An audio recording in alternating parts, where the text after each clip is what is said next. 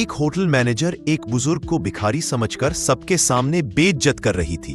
लेकिन वह बुजुर्ग ना तो भिखारी था ना ही गरीब, बल्कि इतना बड़ा आदमी था जिसकी किसी ने कल्पना भी नहीं की थी। जब उसकी सच्चाई सामने आई तो ऐसा हुआ कि पूरे होटल के होश उड़ गए। शहर के सबसे बड़े 5 सितारा होटल में एक बुजुर्ग साधारण कपड़े पहने हुए अंदर आ रहे थे। उनका नाम था बलराम दास। उनके हाथ में एक पुराना सा थैला था। जैसे ही वह होटल के गेट पर पहुंचे, गार्ड के माथे पर तुरंत बल पड़ गए। गार्ड ने सामने आकर रास्ता रोकते हुए कहा, बाबा, आप यहां कहां आ गए? क्या काम है आपका यहां? बलराम दास ने हल्की मुस्कान के साथ कहा, बेटा, मेरी यहां बुकिंग है, बस उसी के बारे में पूछना था। गार्ड ने हंसते हुए अपने साथी से कहा, अरे देखो तो, बाबा कह रहे हैं इनकी यहां बुकिंग है। गार्ड ने फिर बलराम दास से कहा, बाबा देखो, आपसे जरूर कोई गलती हुई है।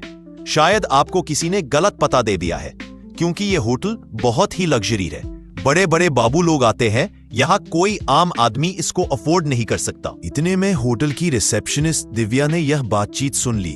उसने अपनी नजरें बलराम दास पर डाली, सिर से पांव तक उन्हें देखा और होठों पर हल्की मुस्कान तैर गई। वह मुस्कान स्वागत की नहीं, बल्कि ताने और उपेक्षा की थी। दिव्या ने कहा, बाबा, मुझे नहीं लगता कि आपकी कोई बुकिंग इस होटल में होगी। यह होटल बहुत महंगा है, शायद आप गलत जगह आ गए हैं। बलराम दास ने उसी सहजता से जवाब दिया, बेटी, एक बार चेक तो कर लो, शायद मेरी बुकिंग यही हो। दिव्या ने लापरवाही से कंधे उचकाए और कहा, ठीक है बाबा, इसमें समय लगेगा, आप वेटिंग एरिया में जाकर बैठ जाइए। बलराम दास ने सिर हिलाया और धीरे धीरे वेटिंग एरिया की ओर बढ़े। लॉबी में मौजूद कई गेस्ट उन्हें अजीब नजरों से घूर रहे थे। इसी ने धीरे से कहा, लगता है मुफ्त का खाने आया है। कोई और बोला, इसकी तो औकात भी नहीं है कि यहाँ का एक गिलास पानी भी खरीद सके। बलराम दास ने यह सब सुना, लेकिन वे चुप रहे। वह कोने में रखी एक कुर्सी पर बैठ गए, थैला जमीन पर रखा और दोनों हाथ छड़ी पर टिकाकर खामोश बैठे रहे। लॉबी का माहौल अजीब हो चुका था। लोग चाय और कॉफी की चुस्कियां लेते हुए उन्हीं की तरफ इशारा करके बातें बना रहे थे। एक छोटा बच्चा अपनी मां से मासूमियत से पूछा, मम्मी, ये बाबा यहाँ क्यों बैठे हैं? ये तो होटल वाले जैसे नहीं दिखते। मां बच्चे से बोली, बेटा, सब किस्मत की मार है। जब किस्मत साथ ना दे तो हर किसी की सुननी पड़ती है। इसी बीच दिव्या फिर से वहां से गुजरी। उसने अपने साथी स्टाफ से कहा, पता नहीं मैनेजर साहब क्या कहेंगे। ऐसे लोगों को यहां बैठाना भी रिस्क है, होटल की इमेज खराब हो रही है।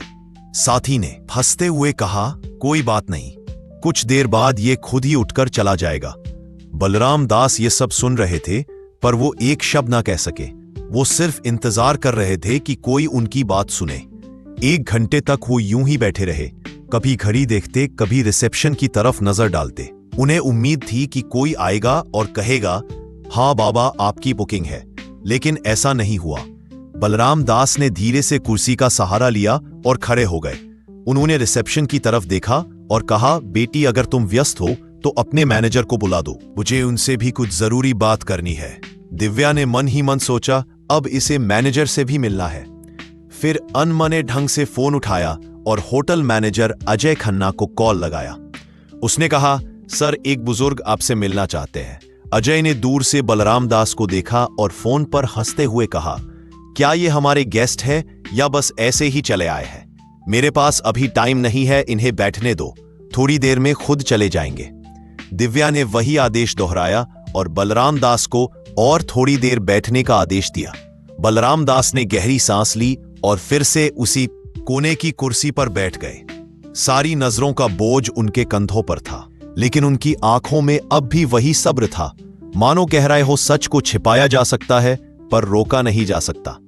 लॉबी में बलराम दास अब भी बैठे थे। समय धीरे धीरे बीत रहा था, लेकिन उनके लिए हर मिनट किसी पहाड़ की तरह भारी हो रहा था।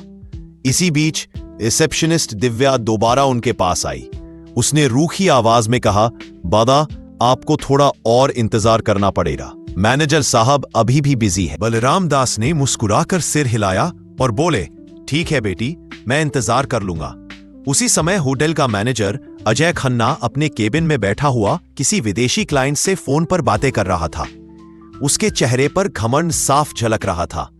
फोन रखते ही रिसेप्शन से दिव्या का दोबारा कॉल आया। दिव्या ने कहा, सर वो बुजुर्ग अब भी लॉबी में बैठे हैं, आप एक बार उनसे मिल लीजिए।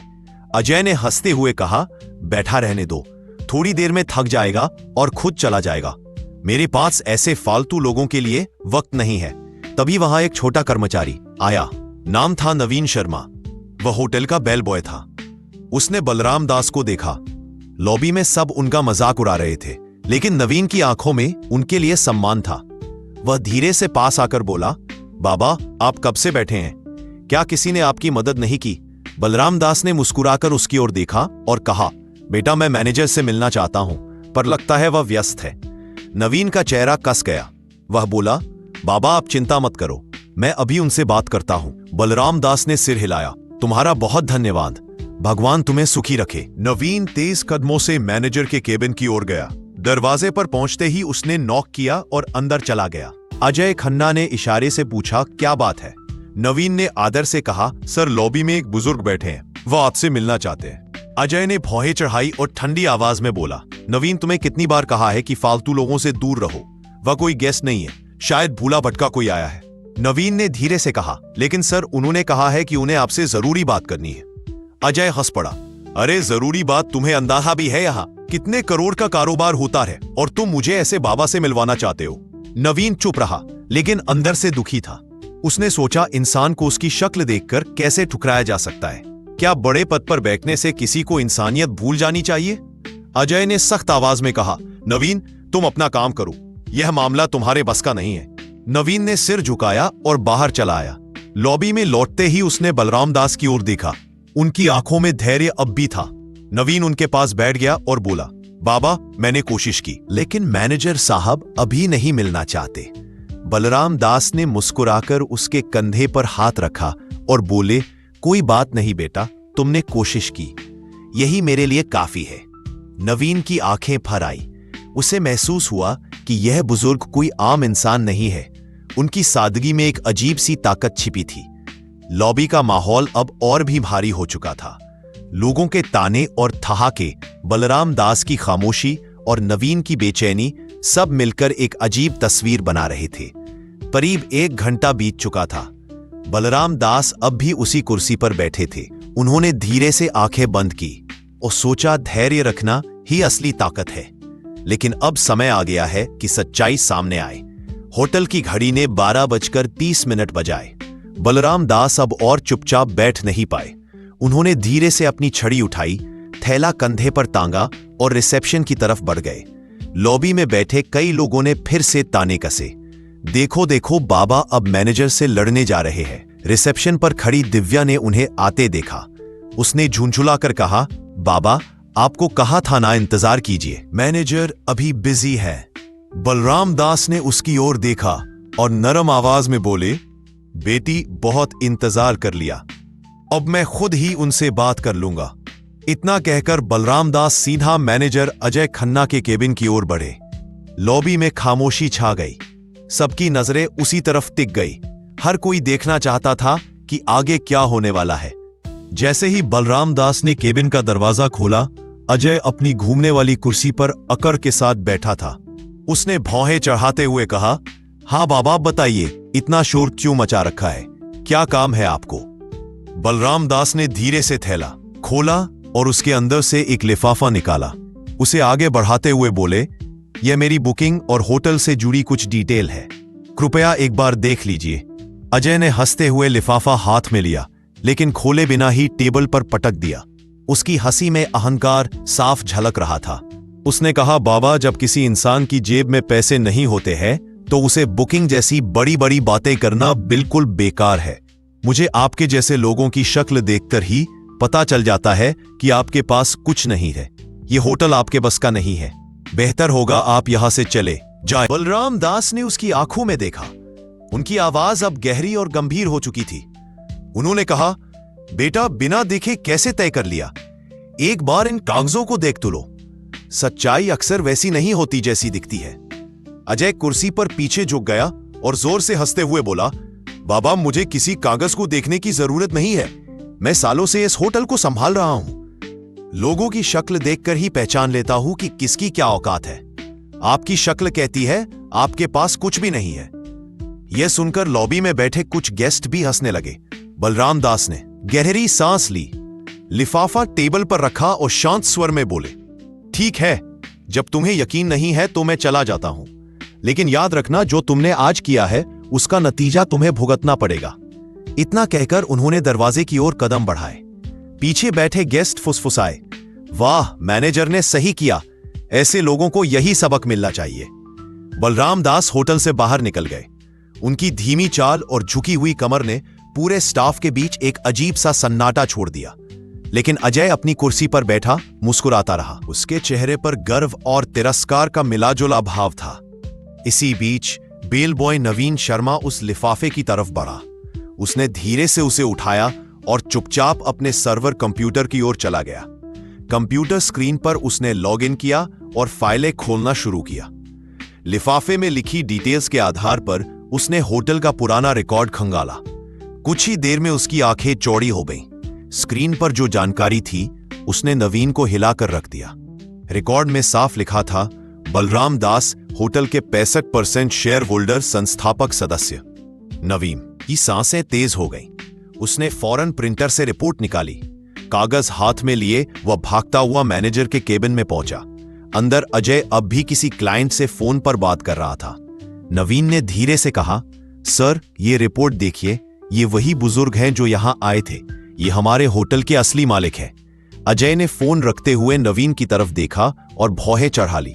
नवीन, तुम्हें कितनी बार कहा है मुझे ऐसे लोगों की रिपोर्ट्स में दिलचस्पी नहीं है, ये सब फालतू बातें हैं। नवीन ने फिर कोशिश की, लेकिन सर, यह रिपोर्ट साफ बताती है कि बलराम दास हमारे होटल के मालिक हैं। अगर हमसे कोई गलती हो गई है तो। अजय ने बीच में ही बात काट दी। उसने रिपोर्ट को अपनी तरफ सरकाकर देखा, फिर बिना पढ़े ही उसे वापस नवीन की ओर धकेल दिया। उसकी आवाज में अहंकार पहले से और ज्यादा था। उसने कहा, मुझे यह सब बकवास नहीं चाहिए। तुम्हें मैंने कहा है ना, अपना काम करो। यह होटल मेरी मैनेजमेंट स्किल से चलता है, किसी पुराने बाबा की दान दक्षिणा से नहीं। नवीन हैरान रह गया। उसके चेहरे पर गहरी बेचैनी थी। वह रिपोर्ट हाथ में लेकर वापस निकल गया। लॉबी में आते ही उसने बलराम दास को याद किया। उनकी आंखों की गहराई, उनका धैर्य। उसे लगा यह मामला अब सिर्फ होटल तक सीमित नहीं है, यह इंसानियत की परीक्षा है। धीरे धीरे शाम होने लगी। गेस्ट अपने अपने कमरों में चले गए। स्टाफ अपने काम में लग गया। लेकिन नवीन के दिल में हलचल बढ़ती गई। उसे यकीन था कल का दिन इस होटल की तस्वीर बदल देगा। अगली सुबह का नजारा बिल्कुल अलग था। होटल के हर कोने में हलचल थी। स्टाफ आपस में धीरे धीरे फुसफुसा रहे थे। किसी ने कहा, कल जो बाबा आए थे शायद उनके बारे में कोई बड़ी बात है। दूसरे ने जवाब दिया, हाँ सुना है, वह होटल के बड़े शेयर होल्डर हैं। यह खबर धीरे धीरे पूरे होटल में फैल चुकी थी, लेकिन किसी को अब भी भरोसा नहीं हो रहा था। सबके मन में सवाल था, क्या सच में वह बुजुर्ग इस आलीशान होटल के मालिक हो सकते हैं? 13 बजते ही लॉबी का माहौल अचानक बदल गया। होटल के मुख्य द्वार से वही साधारण कपड़े पहने बुजुर्ग बलराम दास अंदर आए, लेकिन इस बार वह अकेले नहीं थे। उनके साथ एक सूट बूट पहना अधिकारी था, जिसके हाथ में काले रंग का ब्रीफकेस था। सभी की नजरें एक ही पल में उसी दिशा में टिक गई। गार्ड, रिसेप्शनिस्ट, वेटर सब सन्नाटे में खड़े रह गए। कल जिन्हें सबने अनदेखा किया था, आज वही शख्स होटल में किसी सम्राट की तरह प्रवेश कर रहे थे। बलराम दास ने सीधे हाथ से इशारा किया, मैनेजर को बुलाओ। आवाज में अब कोई नरमी नहीं थी, बल्कि एक आदेश की कठोरता थी। थोड़ी ही देर में अजय खन्ना बाहर आया। उसके चेहरे पर हल्की घबराहट थी, लेकिन अहंकार अब भी बाकी था। वह आधा मुस्कुराकर बोला, जी बोलिए बाबा, आज फिर आ गए। बलराम दास ने उसकी आंखों में देखा और ठंडी आवाज में कहा, अजय खन्ना, मैंने कल ही कहा था तुम्हें अपने कर्मों का नतीजा भुगतना पड़ेगा। आज वो दिन आ गया है। अजय सकपका गया। उसने हंसी में बात टालने की कोशिश की। बलराम दास के साथ आए अधिकारी ने ब्रीफकेस खोला, उसमें से मोटी फाइल निकाली और सबके सामने टेबल पर रख दी। उसने जोर से कहा, ये डॉक्यूमेंट्स साफ बताते हैं इस होटल के 65% शेयर बलराम दास के नाम पर है। असल मालिक वही है। पूरा स्टाफ स्तब्ध रह गया। दिव्या के हाथ कांपने लगे। लॉबी में मौजूद गेस्ट्स ने एक दूसरे को देखा और फुसफुसाए, ये तो सच में मालिक है। हमसे कितनी बड़ी भूल हो गई। बलराम दास ने अपनी छड़ी जमीन पर टिका दी। उनकी आवाज अब तेज और दृढ़ थी। अजय खन्ना, आज से तुम इस होटल के मैनेजर नहीं रहोगे। तुम्हारी जगह अब नवीन शर्मा इस पद को संभालेगा। अजय गुस्से से कांपते हुए बोला, आप होते कौन है मुझे हटाने वाले? ये होटल मैं सालों से चला रहा हूं। बलराम दास गरजते हुए बोले, ये होटल मैंने बनाया है।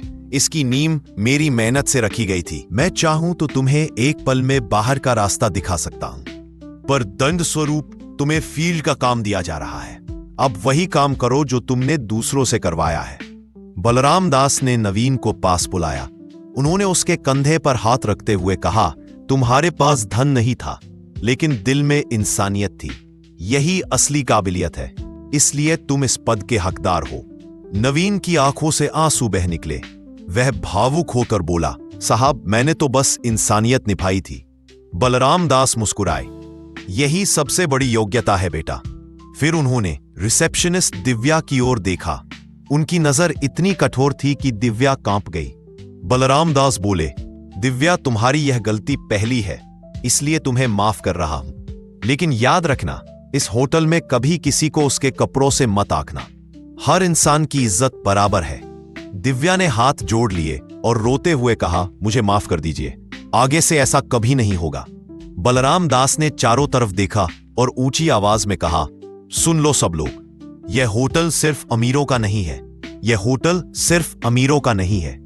यहां इंसानियत ही असली पहचान। जो भी अमीर गरीब का फर्क करेगा, वह इस जगह पर रहने लायक नहीं होगा। लॉबी में मौजूद गेस्ट्स ने जोरदार तालियां बजाई। हर कोई बलराम दास को सम्मान की नजरों से देख रहा था। जो कल तक उन्हें तुच्छ समझ रहे थे, आज वही उनके आगे झुक गए।